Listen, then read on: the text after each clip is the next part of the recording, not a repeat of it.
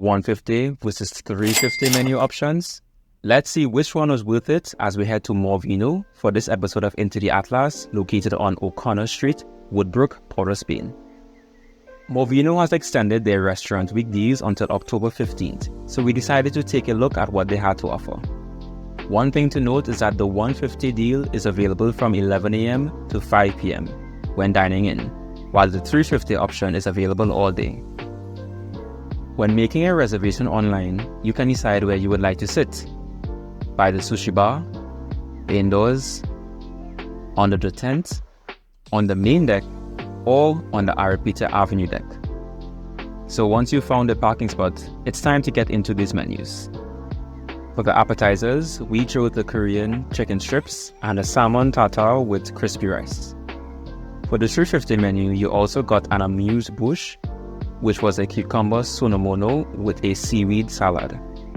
Personally, texture and taste-wise, it was not the best for us. The Korean chicken strips had a great crunch, just the right amount of spice, and the sauce was a great pairing. We really can't think of anything to do to make these better. The crispy rice with fresh salmon and the tasty guacamole together made for an interesting bite that we weren't mad at, though it was a bit oily. For the entrees, we got the panko chicken ramen and the Vino platter. This bowl had a lot of noodles, standard amounts of corn and chives, and the boiled eggs soaked up the broth really well. The broth was a bit pungent, but once you get past this though, the ramen is really enjoyable. We really liked that the chicken was on the side as it remained crispy until you decided to dunk it into your ramen. The Vino platter consisted of the following: the volcano roll, which had fresh tuna wrapped around the sushi rice that simply melted in our mouth when we ate it. The Iron Chef roll was similar to the volcano roll and had an amazing taste to it. The rainbow roll was simpler in comparison and had a more cleansing taste to it. The tuna and salmon nigiris was simple but still made really well. Overall, this platter was a great introduction to uncooked sushi. For desserts, we had an assortment of many options.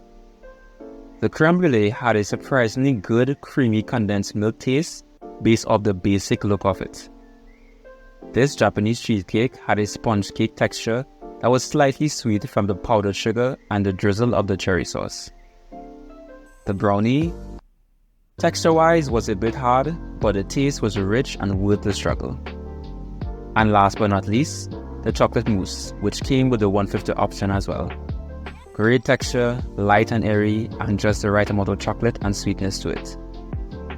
If you can make it before 5 p.m, then the 150 menu is the best option we have experienced for TTRW 2023. However, considering the experience overall, splurging a bit for the 350 menu is definitely worth it. But you let us know in the comments, what do you think about MoreVino?